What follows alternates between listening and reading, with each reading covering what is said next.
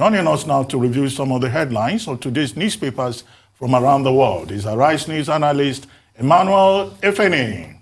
Good morning, Ruben. Good morning. The conversation out there is that when eminent, prominent Nigerians like Ruben Abati take the vaccine publicly, the rest of us will follow.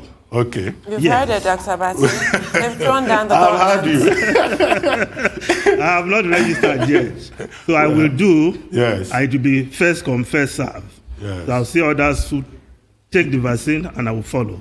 Okay. After observing. No, I don't observe. First come, first serve. I have not registered yet. Okay. Many people have registered before me. Okay. Yeah. Now, good morning, Rufai. Good morning, Tundu. Victoria. Yes. MKO Abiola. Victoria not so vivacious today, and I don't understand why. You will be fine. Victoria Tundu MKO Abiola. Now, let's start the review with this day, Nigeria's newspaper of records. The lead story, stopping short of a state of emergency, federal government bans mining and flights over Zamfara. Bandits offer money not to release abducted students, Matawali. They threaten to kill us. Freed schoolgirls narrate ordeals in captivity. Yes, the announcement from that Security Council meeting yesterday, the federal government taking some tough stance. But I hope this tough talk will be translated into tough action, because banning of mining activities, this is not the first time. Sometime in 2019, the Inspector General of Police announced the federal government decision to ban mining activities. Apparently, mining activities continued, and from what this day is reporting also, Matawali, the governor of Zamfara State, Bello Matawali, has gone beyond just saying that if I mention the names of those behind the sponsors of this, that Nigerians will be shocked. He has added that indeed these sponsors went as far as paying the bandits not to release these girls, and that he has made that information available to the security agencies. So we await what the security agencies will do with that information, which is damning as it is shocking. Now, the Daily Trust newspaper also reporting on this story, banditry. Federal government declares Zamfara no-fly zone to stop gold for arms swap. Now, the reason why the federal government is imposing this no-fly ban is that there is a nexus between the choppers that fly into Zamfara and the arms that come in for the bandits. These choppers take gold away and bring in arms. That information, the Daily Trust is quoting none other than the presidential spokesman, Garba Shehu.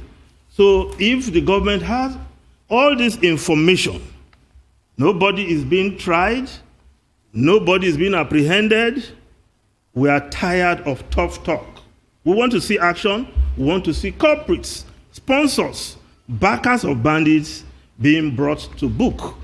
The Vanguard newspaper, insecurity, federal government declares war on bandits, kidnappers, orders.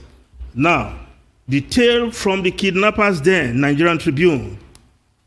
The girls are reliving the ordeal they went through. One of us saw her abducted father in kidnappers den, Zamfara school girl.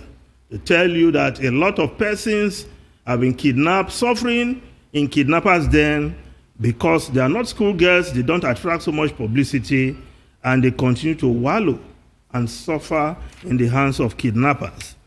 One of the girls, Rabiatu Sobin, said, "Since we were kidnapped, I ate once a day and drank water only 2 times.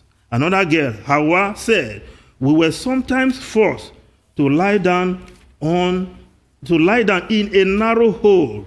We removed our white hijabs when fighter jets were on surveillance mission in the forest." So much for the talk about the ordeal of the girls. Heart-rending.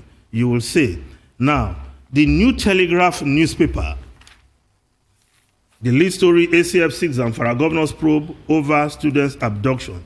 Now, the story above the masthead of the New Telegraph, SIM suspension. Telcos lose 7.7 million customers in 2 months as active subscribers decline 199.8 million. That in itself is expected. Now, if we look at the Guardian newspaper, Nigeria's The Guardian newspaper, at last, federal government takes delivery of COVID-19 vaccines. Ministers, others to receive shots Saturday. Citizens to get vaccination cards, worldwide codes. Delivery, largest consignment in West Africa. Yes, we celebrated this yesterday in the morning show. And of course on Newsday when the vaccine, the aircraft carrying the vaccine touched down at the Nnamdi Azikiwe airport. Quite some celebration. Now, the Daily Sun newspaper, US, UK, EU, others hail as COVID-19 vaccine arrives. Now, beside the masthead, food blockade, Southeast can feed itself as schedule others. Now, this blockade has gone beyond 3 days and still counting, that some persons will block food from the north to the south. If that is not economic sabotage, I wonder what is economic sabotage. Inflation of food items in the markets in the south, glut of food items in the north. That is economic sabotage, and no serious action is being taken against these persons. Now, if you recall that inflation, as at the last time the Nigerian Bureau of Statistics gave the figures, is standing at 16.47%, with food inflation around 20% responsible for the inflation. If you now add what we are saying, deliberate attempt to cause problem in the markets, then you want to expect what will be the figures next time around. Besides, many farmers are having problem with their products being destroyed through perishing, like tomatoes, and many of these farmers are also crying out because the persons who have blocked these roads are not farmers, they are traders. And if the government does not do something about that, I will not be surprised if some who took money through Anchor's borrowers fund tell the CBN that, look, there's force majeure because we couldn't sell our products, so we are not going to pay back. Economic sabotage in our land. The government should rise up and do the needful. Of course, the Daily Times newspaper, arrival of Daily Times of Nigeria, arrival of COVID-19 vaccines is significant milestone. The foreign newspapers quickly, The Guardian of UK, Sunak extends safety net, follow scheme to run until September. Another £100 billion is being set aside in the budget, which Rishi Sunak, the Chancellor, will announce today.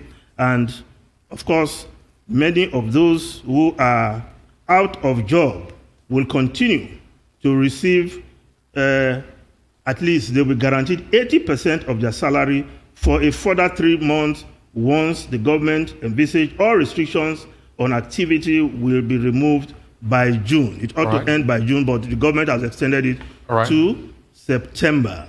All right, Mr. Finney, I'd like to say a very big thank you to you for all the insights you've shared from the front page of our national dailies and intercontinental dailies, I should say. Thank you so much for your time.